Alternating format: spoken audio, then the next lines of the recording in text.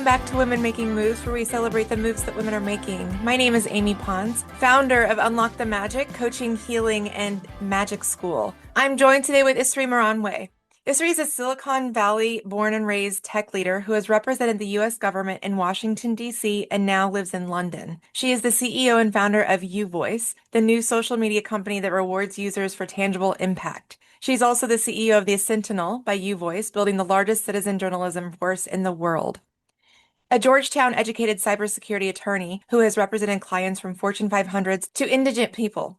Isvari has been a global law scholar in international law, worked at a top 10 law firm, and worked with the U.S. Departments of State, Defense, and the Federal Communications Commission. Isvari received the Outstanding Achievement Award from the U.S. Office of Secretary of Defense for her work on civic education and the Out in National Security Award. Isvari has also been a journalist for the Boston Globe, the Washington Times, and top writer on Medium with several viral pieces in life, business, love, and politics. Isvari is a speaker, notably a 2-time TEDx and 5-time Medium, and has over 350,000 followers as a policy analyst and tech influencer. She is an AI ethicist, speaker, and expert and consults with the Gen AI Academy. She coded machine learning algorithms as a teenager. Isvari has a science and tech background in particle physics at CERN and supernova cosmology at the Lawrence Berkeley Lab, where she worked under Nobel laureate Saul Perlmutter. Experienced in Python and C++, she taught law students Python at Georgetown Law with famous professor Paul Ohm. Isvari is also the founder of the viral mentorship nonprofit Dweebs Global, a speaker including 2 times TEDx, and an author represented by Watson Little Agency. Isvari, welcome. Thank you so much for having me. It's an absolute pleasure to be here. Likewise, I'm a big fan of your work, specifically after, you talk about everything, which is amazing, but there's really a post recently that I wanted to chat with you about, and I was like, let's see if we can chat on Women Making Moves, just learn more about you and the work, and let's just have a chat. So, Yeah. what's on your heart today? What a good question. I think for me, something that's been weighing on me a lot lately is the juxtaposition between professional success and even professional privilege, and then personal ups and downs and just the world being the world. That I think many people in social justice or impact have to make the balance between making sacrifices to make the world a better place and keeping yourself protected and sustain what the work you're doing, which often requires boundaries. So I think that very fine balance is on my mind and heart today. Oh, I really feel you on that because often I'll say, many of the people that I serve will say, I feel like I should be doing more. It's like I should. And I often remind them, part of this is making sure, not part of it, I feel that almost all of it is making sure that you have built something inside you that creates your own okayness, your own safety, your own enoughness, so that you can figure out what your place in this time and space is in the world. But if you don't have that, like you said, that internal check-in and making sure you're okay first and really clear on how you want to show up in this space and time, it's really easy to get lost in all of it, whether it be through this show or other ways. I don't know if you agree with this. I feel that there's room for the way everyone shows up in the resistance. It looks different for everybody. And when folks shame or blame folks for not getting involved, it's like, okay, but like maybe it's just that they don't have a capacity that day. I don't know. We don't know. Yeah. Yeah, no, it's a really good question. I think in general, what I have found is it is much more helpful to spend time empowering people who want to make a difference than trying to convince people who either don't have the bandwidth or don't want to or are plain evil. I don't care like where on the spectrum, right? Like it's such a waste of time and energy to focus on those people. And I have found that about 1% of people genuinely will stand up and will not go along with the societal default. A lot of people who say that they will stand up actually just go along with the societal default. And so that's why it's so important for the default to be changed to something that's more beneficial for everyone. If there's a societal expectation that you stop to help people in certain situations, people will do it. If there's an expectation that you are proud to pay taxes or something, live in a country where taxes are useful, then people do it. If there's an expectation to care for your neighbors, to give people rides to an airport, etc. I think you frequently see this online when there's cultural clash and people are like, you need to have boundaries. I can't believe you're doing this thing. And to that person in their culture, they're like, this is like basic. This is not something that for me feels like I'm going out of my way. So it's not going to build resentment. It doesn't take as much effort, etc. So those 1% who are society shapers, I think it's so important that we try to, who are good society shapers. I know there's another, like I would say 5% of people who are bad society shapers, really empower them. And so that's what like my work is in, and that's where I really like to focus. So occasionally I will get upset and I will be like, more people should do more things and why are you staying quiet? I do think it helps to like spur action. I actually love being able to express how I'm feeling online. But when it comes to my actual work and my energy and my time that I'm spending, I have found it much more useful to focus on empowering good people than trying to convince other people to get with the program. Yeah, I mean, I spent 20 years in corporate America and then realized I was meant to be a pioneer for the new existence. And so I remembered that I'm a coach and energy healer. And so a lot of times what I talk about is it's not my responsibility or job to, if you want to use, I mean, a spiritual term is like awaken or remember, things like that. It's not my job to awaken someone. It's that when someone remembers and wants to return back to their unique brilliance, their unique soul, that's where I come in and help champion that. I think we're saying similar things. And I used to be, I think at the beginning of my work in this chapter, I was kind of hell bent on like waking people up at the beginning. I don't know if that was like just being a newbie and I was just excited about the work. Did you ever have that phase where you Um, did? What? I think it was mostly because I was argumentative, especially as like a teen and young adult. I was very hot-headed and I was like, you are being so stupid and I can logically prove that you are wrong. And people don't care, right? Like very often they're making internal inconsistencies. And so I just learned that it is not worth my energy to sit and argue, leave it be. I'm not going to talk to you anymore. I just kind of focus on other people. And I do think naming and shaming sometimes is important, but it's also has to be very impact focused. Like what is actually happening from this post, this action, this thing that I'm doing, is the impact good or bad? You see a lot of people post like bragging posts on social media, right? And a lot of people are like, read the room. And I often call people out. I'm like, here's the thing, right? Like I understand your desire to celebrate this win, and it is so important. And you're right to call people out that they're not able to celebrate the win. But can we talk about the actual impact of this post? If the impact is you're going to make 1,000 people feel bad, like they aren't earning enough, happy enough, achieving enough, and you know that because you're not phrasing this post in a way that's giving helpful advice, it's not giving, and you're an influencer, so you already get enough attention. Does your happiness actually, is it worth how many people you make unhappy? Or if you and the other people who will celebrate this post, right? And it's a very microcosm of a larger scale, but I try to ask myself that before I post, like, what's the actual impact of what I'm saying? Because sometimes people get so caught up in sounding right and righteous anger, and sometimes Right. it's just like, okay, but does this do anything though? Right. Because I love some good rage. I love righteous rage. Love it. That's where getting into like sacred feminine goddess vibes and like raging out. It's like very Kali energy, like burning it all down so we can build the new. Yes. And I love what you're saying because if we don't have a then what, meaning like moving through the rage to be able to create, that's my biggest piece is feel the rage and then get to the create. And I absolutely want everybody to feel their feels. But I love what you're saying around in general. The vibe of the new paradigm is to not make anyone feel less than. And there's some fundamental beliefs out in the wild, of course, that are rooted in making others feel less than. So it's like trying to meet someone that already perpetrates the less than without making them feel more less than. It's like, it's just a Yeah. lot. So to your point, I feel like your check-in, if you're checking in with your truth center and it is spot on, go, run, because that's the truth center talking. And it's not like our human selves, it's like bigger than that. So, and then the reason I say it that way is because sometimes I will get like I get like a ping to say something out loud. And I'm like, my human self is like, ooh, that's gonna ruffle something. And it's like, right, that's the point. Say it. So it's like it's that balance. Yeah. That's awesome. Yeah, I think everybody has to sort of figure out what their like thing is and then pursue it unabashedly because Mm. this moment in the world aside, you have one life, right? Do you really want to live it being a miserable, terrible? Well, and that's where I feel like I know where we have like very different philosophies, perhaps, but for me, astrologically, I feel as souls, all of us signed up to be at this very space and time for a reason, and like we wanted to be part of the systemic change, and people are at varying parts of that spectrum of the systemic change, but it's really kind of interesting to see who's being the catalyst for which change, like which aspect of the change on any given day. Like today, like I said, day one of my bleed, I'm like crampy, grumpy, and I'm not as warm and cushy today. So it's like, okay, but it just gets to be like where you can show up for yourself each day. Just being that Yeah. authentic voice. Yeah. Yeah. So I've been drawn to you for a long time, Isri, and I'm really inspired by your work and, to use your word, unabashedness, because that, to your point, no matter how someone, like when you are standing in your truth center and you're saying something that is to your core, truth and belief, and something that you are activating for, and it impacts someone else, it's both not yours. It's not your responsibility for how it lands with someone, but also it's a great responsibility to your point. So Yeah. when I saw your post, it's Renee Good's photo, Yeah. and I'm just going to read a little bit of your post, and this is what I was drawn to bring you on and talk more about.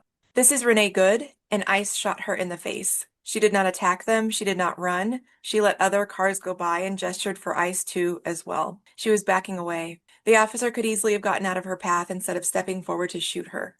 She was a white, conventionally attractive U.S. citizen mother, and even if none of those things were true, she did not deserve to die. There's been quite a few people die. There's been a lot. What made you go with this post specifically and talking about Renee Good specifically? Yeah, so I think Renee Good had a real moment in, I would say, like awakening a lot of people to what was going on. I think what is fascinating is what people decide is the red line. And I think this is a moment that became for a lot of people a red line. I think ICE in general for a lot of people has become a red line. And this is despite the fact that cops in general have been doing things like this for ages in brown and black communities, especially black communities in the United States, for decades. And as somebody who's been in criminal justice reform since before George Floyd, before like I think it became more of the public awareness, right?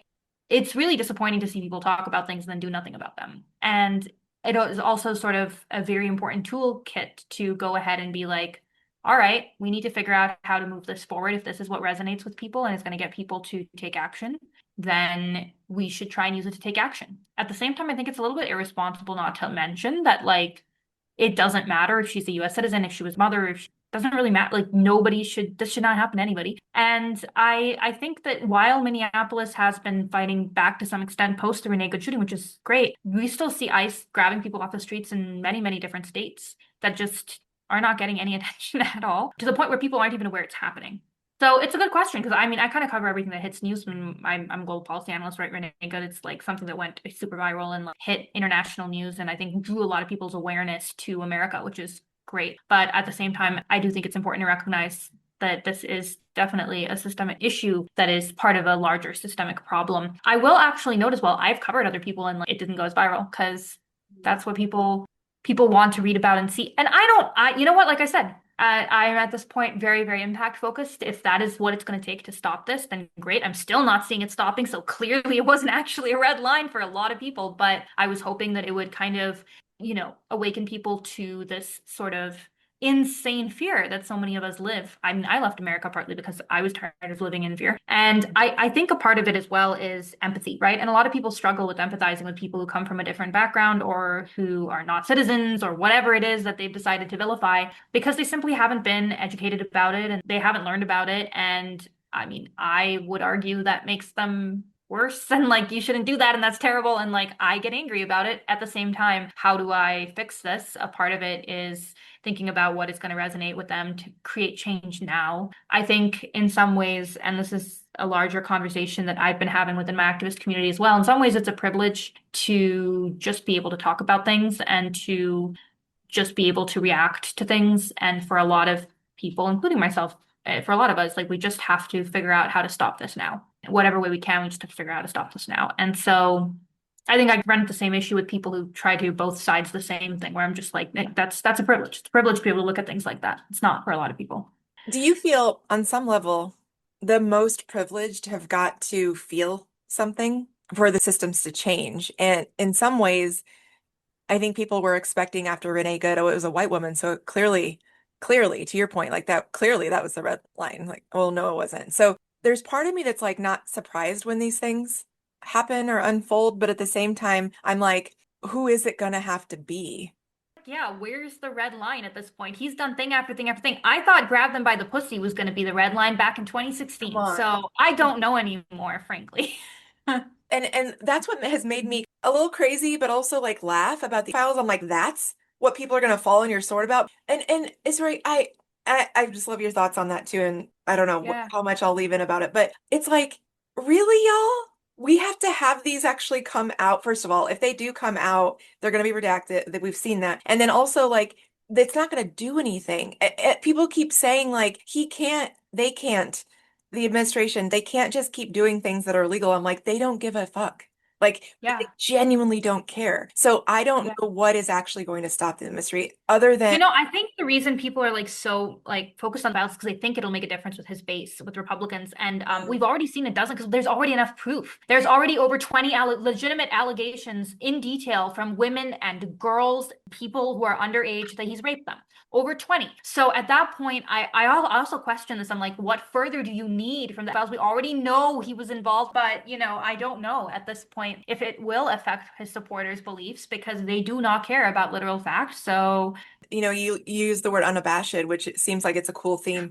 Unabashed. So if we looked at the 1 million women, 600,000 Black women who were ousted from the workplace last year, I feel this administration gave corporations, workplace in general, an unabashed pass when they said yep. DEI is done Yep. for organizations to be like, we actually don't want women in the workplace. We don't want Black women in the work. We don't want It's worse than anyone. that, actually. They started going after companies who had Black women and who had people like who had more better statistics and better quality, saying they were discriminating against white people. It got Mm. so bad that I have been in meetings with people where we're all like, okay, how do we make sure that we're protecting ourselves against suits by white men saying we discriminated against white men? And so when you're now afraid of that, you're obviously going to struggle with not hiring a white man or something because you're worried about how that's going to look optically, which is insane. And I know more black and brown organizations, black and brown led organizations that have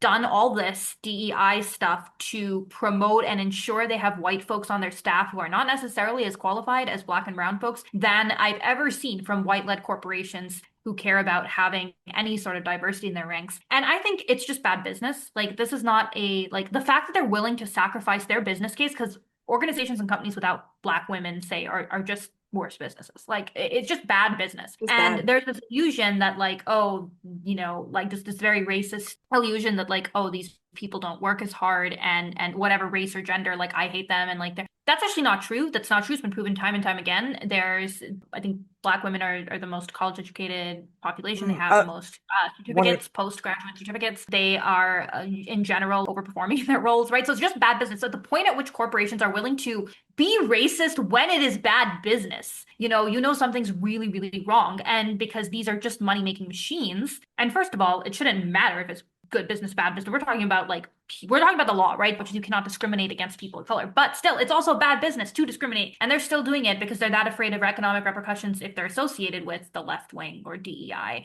And yeah, it's all a complete nightmare. I have been speaking with a lot of folks, especially in that space. Like you talked about the 600,000 Black women who are out of work and the institutions were trying to create me just as an ally to like think about how to get more people back in work, create our own seat, our own table instead of trying to get a seat at the table. Right? How do we put money into Black businesses? How do we have more startups? How do we get Black businesses to succeed on an independent level? Because at this point, many people feel you can't trust a traditional company or a non-Black run business to protect the interests of minorities. That's fact. Yeah. I know you know that, but I just wanted to reiterate that. So here's what I see unfolding. These big organizations are hiring like for like, able-bodied cis het white men, but there's this wave happening with millennials and Gen Z that are actually not wanting to go into manager roles. We're going to get to a point, I feel, and maybe it's still a long way off, where ex and boomer white men are at the helm. Nobody's stepping in. Yeah. All the women and people of color are out. So what then? Yeah, it's a great question. I If they think we're have going to no one see, to pass the baton to, which yeah, I don't care. I let them fold in, yeah. fine. But like, what do they think is going to happen? Yeah, well, we're seeing a lot of mass consolidation globally with large businesses buying out a lot of small businesses. So you don't need that many managers when you're basically passing a very nepotistic baton on to a few people who are in this quote unquote upper echelon who don't care about work-life balance and they are just watching numbers go up on a spreadsheet. So they're all miserable, but they want those managerial roles and to be miserable because they are still operating on this 1960s era of prestige. And then you have, like you're saying, a bunch of millennials and Gen Z who are like, hey, I just kind of want to be happy. I don't really care if I'm CE, whatever. Like, I just want to, be happy and do my own thing. And I don't really care about traditional markers of prestige. And yeah, that's definitely reshaping the workplace in a way that a lot of these oligarchs don't like. But what I would also say is there's a huge gender gap. And that is a really bad thing that's getting worse. And this is not only in the United States, but across developed countries worldwide. We are seeing it happen in Asia. We are seeing it happen in Africa, in South America, in North America, like Europe, everywhere. Basically, you are seeing men get more and more conservative. Even young men, even teenage boys are getting red pilled or are becoming a part of the manosphere, and their political opinions are several percentage points right of where teenage girls the same age are. And this is a very new thing. Typically, people have the same political perspectives in the same communities and the same families, etc. Age ranges are typically the same. There's a lot less of a gender gap, and we're seeing an increase in the gender gap. And so the thing that I also think about, and I'm queer, I'm very rooted in queer culture as a result, and I have a lot of queer friends. I question how like traditional heterosexual marriage is going to work if you have this massive gender divide where the average man and the average woman are not going to agree politically at all about basic human rights. And women are getting more and more independent, which is awesome. And they're like, I don't need a man, which is awesome. But men are getting more and more desperate for this, and they're getting more and more violent. And like, what now? And I think this is a problem that people are really not dealing with because they don't want to think about it. I do appreciate some governments are trying to fight like the manosphere red pill attitude because it's definitely better to, like, even for women who are looking for a partner, right? It's like better to be single than be with someone like that. So then you're going to have like these 2 to 5% of men who are great, who everybody like would like to maybe date. And those people are managing, but everybody else doesn't. And then this huge isolation, more importantly, gender segregation in work and school and life where men are just talking to other men and like having their little male clique and they're feeding into it. Now what? And, I've seen some really great posts lately about men aren't reading as much. Men aren't getting higher educated as much. Like men are falling behind on math and reading. And again, this is a global issue. Okay, well, now what? Because they still have all these roles of power. They're still passing the baton to other men. They are still physically stronger on average, right? Like, so what's going to happen? Like, what is actually literally going to happen? So I have this theory that there's going to be a clash of the Titans, like if you saw the Barbie movie, they all just go after each other. So I feel that's going to happen, where they all just implode, and then we're all over here that have created the new, and we step in. Is that rose-colored glasses? I think for me, a part of the challenge is like there's a lot of postmodern and feminist theory and a lot of stuff that I've really engaged a lot with in the West that I feel does not adequately solve the problems Agree. elsewhere. Absolutely And agree. it's like there are people who are still fighting for the right to like have their own bank account, to not be in a forced marriage. Like I know people. And there's this terrible thing that I keep hearing in, I would say, like America, the UK, etc., where it's this kind of very, very racist, insert phobic attitude that the quote unquote global south cannot modernize and cannot advance. And we should just observe how their weird little cultures operate because that's their culture and we should leave them alone because that's just how they are. And very often when you talk to brown and black activists on the ground in these countries, right? So I've been specifically my background, I've been very involved in like Kenya, Nigeria, South Africa, India, Thailand, Myanmar, lots of other places, Philippines. I'm like just telling someone Iran, some of these countries that I know people on the ground, talk to them, work with them, etc., or have friends there, right? It can be really jarring when all these values you agree with and these liberal ideals are then getting championed by people who support your oppressors at home. So I think that while we are in a stage where like these conversations make a lot of sense to have in the communities we live in. Like I have so many thoughts about how to change like London or DC or these cities and where we need to go. It's very different conversations that I'm having in like Bangalore or Mumbai or something. It's like we're not even in the same sphere. Like you really cannot have the same kind of empowerment, the same kind of lessons, the same kind of solutions. And the only solutions I think that are global that we see replicate are things like, hey, educate men young that women are people too. And it's so basic, but it actually does work. And that is such a global issue. And so I'm still kind of at that level. Oh, I was sitting over here thinking that Gen Alpha was coming out swinging and ready for the new world. Unfortunately, like Gen Alpha boys are getting really red pilled. Well, that sucks. I was really hopeful. The other thing that's really scary is education. And this is, I think, a US, luckily, I think a little bit more US specific, but we're just not seeing American educate. Like, I have know so many people are teachers who are like middle school and elementary school teachers who are like, my kids can't read. They can't read like any letters. They can't do basic math. They're grade levels behind across the ball. People are graduating high school and college without basic reading skills now, and it's really terrifying. Well, and like I grew up in Central Illinois and my textbooks I know were whitewashed. I had an interesting conversation recently with a person from my graduating high school class that is now a teacher in the same school district that we both grew up in.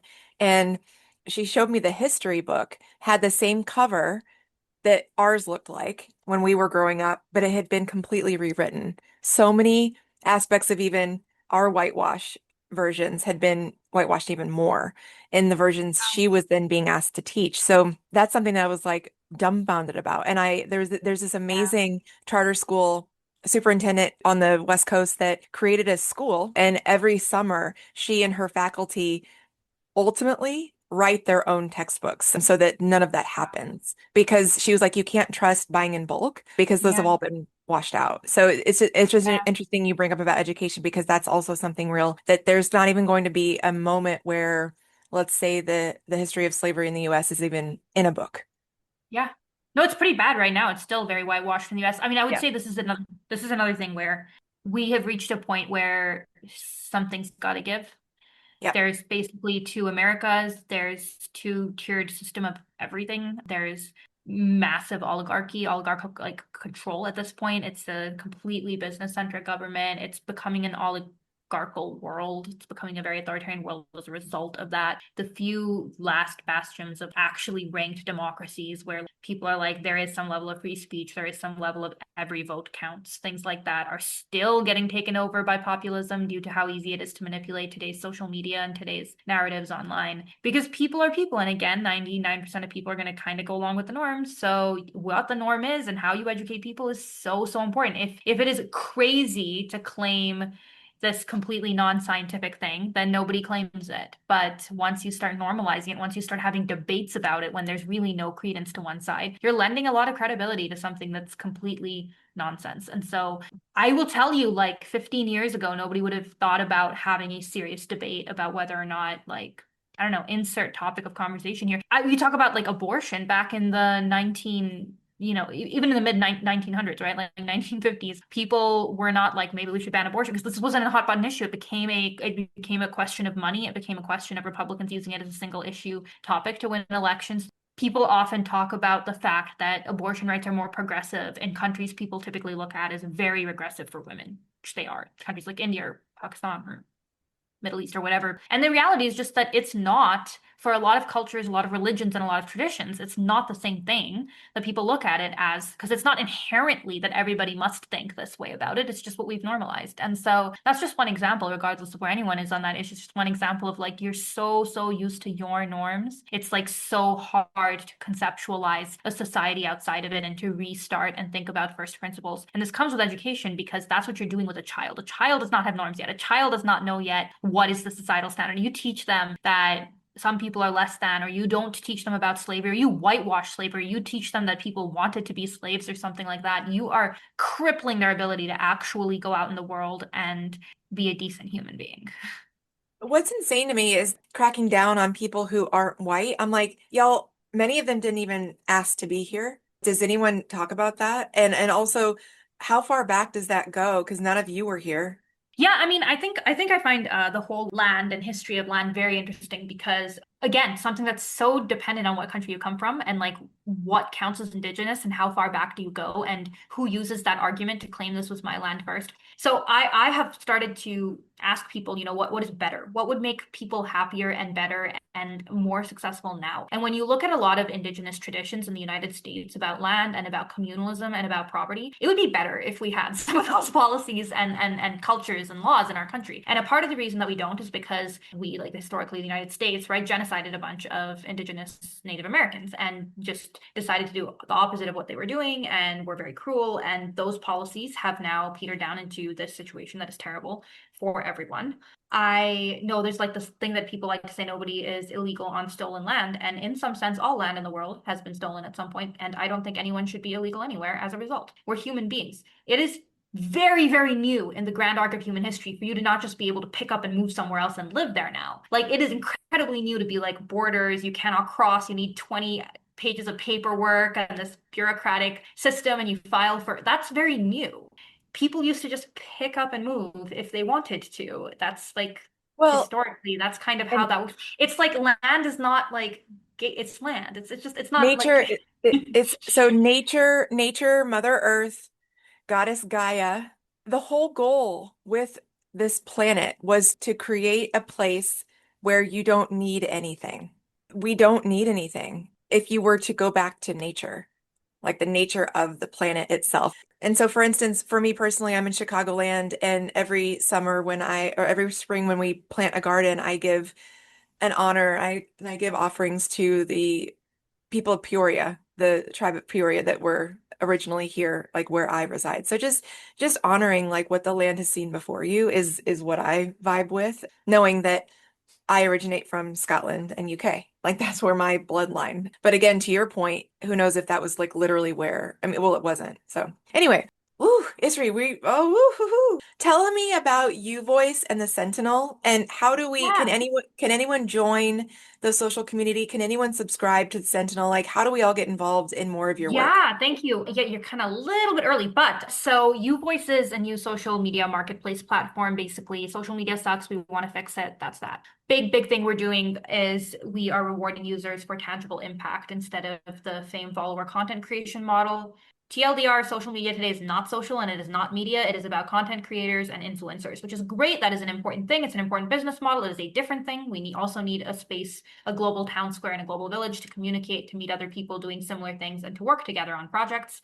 That is what YuVoice is for. Solves a lot of problems with global marketplace issues, international payment transfers, building a community, building a movement, building a nonprofit, starting a small business, and all the home feed issues, suppression of diverse voices that we are currently seeing on other platforms. So solving all those problems in one. We are just closed our $1 million angel round, actually. So it's Congratulations.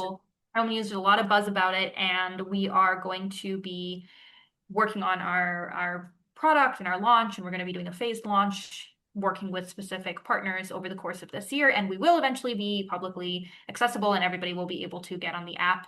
We are very intentional about doing this right and about building a good platform. This is not about making me a billionaire, and so we are not trying to just rush into the next thing and the next thing. Every stage we are working in tandem with nonprofits to get the algorithm right, to keep it mentally healthy, to keep it sustainable, to produce an accessible product, et cetera, et cetera, et cetera. So there's no rush here. We're getting it right.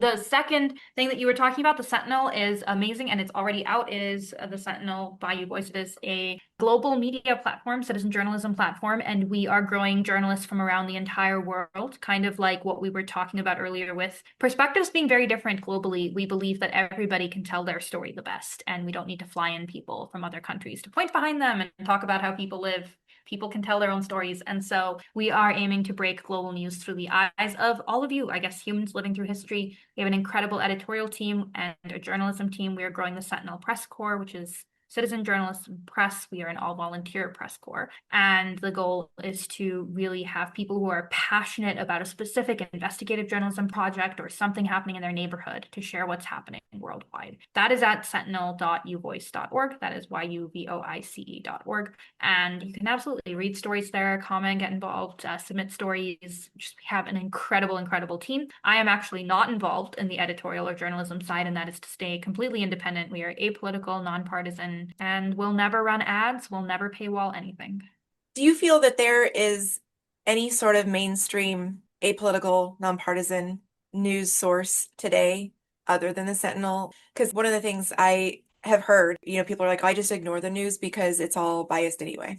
Well, I would say that despite the fact it's all biased, it's still news and it's someone's perspective. And so it's still worth knowing what's going on and not putting your head in the sand. Like, I read when the White House puts out a report, I read it. I don't agree with him, but I still want to know what he's thinking. I would say the Sentinel, we originally created it a couple of years ago, and we have only seen the need more and more. We have seen the New York Times, like what happened to that, and the Wall Street Journal is like what happened to that. You know, Washington Post got bought out by Bezos, right? Like all these traditional bastions of journalism are just not anymore, and they're getting manipulated by billionaires and their interests. I mean, the AP, I think, is still a gold standard of international reporting because they fact check a lot of things on the ground, and that is an incredibly important part of reporting. Weirdly enough, I think there are UN special focus groups. They're not traditionally seen as journalists, but basically they are fact checking a lot of things on the ground, which is extremely valuable. I still do read a lot of the big papers in the world when they come up because I want to know what they are saying. And there are certain issues on which you can trust they are going to have interesting takes. I typically will read the BBC, I will read Al Jazeera, I read The Guardian. I vehemently disagree with them about some issues. And you can clearly see some topics on which they will have biases. But if you read, like, I read Deutsche Welle, I read the Hindustan Times, right? I read from different countries so that I am aware when they will be biased, and I'm reading other papers as well. But it gives me a more well-rounded picture of what's going on in the world. In the past 2 or 3 years, I would say almost all breaking news I've gotten on my phone first is when someone I know has texted me first. Very rarely am I like telling people something they don't already know. And I get a lot of on the ground news from people living in these countries, whether it's like a hurricane, whether it's natural disaster, whether it's something happening in the administration. Somebody's probably texting me to be like, what do you think about this? And I find that very valuable too. So when people talk to me about this, I often tell people just have more friends who live around the world, like try to have actual relationships with people around the whole world. And I'm very fortunate to have this with the Sentinel Press Corps and our Sentinel volunteer team as well, where we have access to some of those people and stories. But yeah, I think it's just I wouldn't have known about a lot of things if it weren't for people there, because sometimes there's a lot going on and it's a lot to keep up with. I totally agree. Like, you don't have to believe everything that you read. And my sweatshirt says, I proudly ruined the workplace based on the recent New York Times. But I was like, y'all, don't take the bait. Like, this is clearly trying to suck everyone in, and they're making millions off of this story. And then I created the sweatshirt because my post was like, if it means bringing humanity in and all the championing the matriarchy, it's like, yeah, I ruined the workplace and I'm damn proud of it. But some of this is clickbait, I Yeah. feel. And this is why media needs to be nonprofit.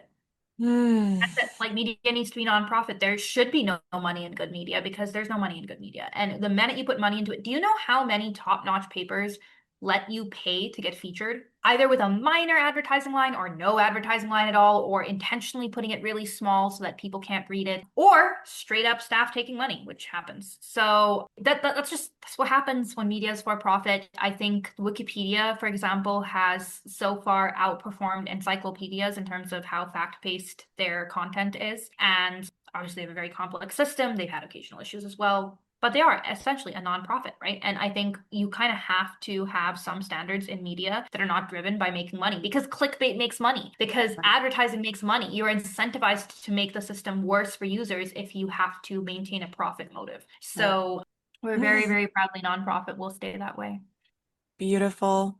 As we start to wind down, ah, there are a million reasons every single nanosecond to feel that there's not hope. It's just all doom and gloom. I personally feel like, kind of like we talked about earlier, I find my own okayness throughout all that's happening outward because I get to. And what I mean by that is free will, autonomy, human. I get to choose what I allow myself to, what I read, what I expose myself to. And I'm not ever putting my head in the sand, but it's like, again, that balance of what you have capacity Yep. for and how much. So what would you say to the folks that are really going through it because they're really entrenched with every single nanosecond of news Yeah. or things they perceive? Shit's hitting the fan for sure. Yeah. Absolutely.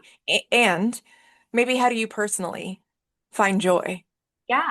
Yeah, I actually think it's a great question. I happen to find a lot of joy, and I've worked really hard to be in a place where I can find a lot of joy where I'm not upset or sad or depressed every day. And so I intend to keep that. I have a dog, get a dog. Dogs are great, or get a cat, whatever you like. I I think have that's two really dogs. important. They're my two dogs are like my heart. Yeah. Exactly. So there you go. I think that's a huge part of it. But more broadly, connecting with your community around you, the real people around you, your friends, your spouse, your kids, your network, whoever you love and care about, like connectedness is key. There is a lot of push for isolationism right now. There's a reason for that. Isolation, gives companies more money, and and you just kind of have to fight that and kind of get in touch with your community and the people around you and the animals around you, and just like I think that brings a lot of joy. And that's kind of how I divide it. My profession is trying to make the world a better place. I still deserve a break from my profession. I still deserve time off. I deserve my weekends. That's my 40-hour week, or more like 60-hour week job, 80-hour week job. It's still that many hours a week job. I still get my breaks. I still get my space to relax. And if you feel your work is not making the world a better place, and for whatever reason you don't feel like you can leave it, you can still carve out dedicated hours where you are doing something that creates impact. And then you measure that. And then outside of that, you get your break. I also this solving this problem is the crux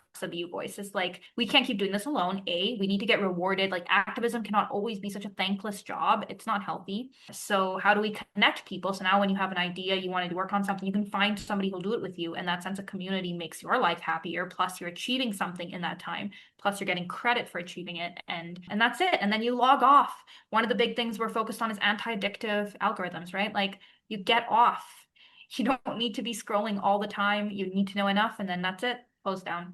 I need to stick to it, but I had started a newsletter last year, which I'm probably gonna relaunch, continue this year, which was basically like 5 things you need to know this week that are happening around the world, 5 news stories, and I kind of like, if that's all you do, that's all you do. If all you do is read the New York Times wrap, and I don't even like the New York Times, fine. You did. At least you did that. And now the question is, in the time you do have, what issue do you care most about? What impact are you going to create? It's a starfish story we all heard, right? Like start somewhere. It's one starfish, still one starfish. It is. You gave us great information about where to find the Sentinel and where you are at with YuVoice. So in between all of that, where can we support you personally? You've mentioned Medium, like where can we find you and support your work, whether it be funding or just simply following, supporting, whatever it is. Yeah, no, thanks so much. I always like say like follow the Sentinel and YuVoice, not me, because honestly, the only reason I'm still out there as an influencer in marketing is because I care about these things being successful, but I am very active on LinkedIn. I am going to be back on TikTok. I'm at ISVARIM on TikTok, and I should be on Instagram, but realistically, am I going to do it? I don't know. If you want to get a hold of me by DMing on social media, the only place where like that I ever respond is LinkedIn. And even then, it's a little bit touch and go, but if you need to reach me, you can probably figure out how. So The amount of times over the past year that I've left all platforms and like gone back and like I just keep I don't know. it's hard. It's hard because it's really thankless and it's really miserable. And the algorithms are addictive on purpose, which means that if you're successful, they will do the in and out where you're less successful, more successful. That's even without counting intentional suppression of people who are in social justice. Closing remarks as we wrap up. Yeah. Gosh, I really just appreciate you having me. I think it's wonderful meeting other people who want to make impact in the world. So I think I would wrap with that as well. Like find something you care about, find something where you can feel you are making tangible good to the people and animals around you, and then do that. And it will be its own reward. Just do it, stick to it, and then hopefully it grows into the sort of passion or brand that will genuinely change your life, your career, your community, the people around you. And the more you can find your purpose and tap into it, better everyone will be. Thank you, Isri. Thank you so much for having me.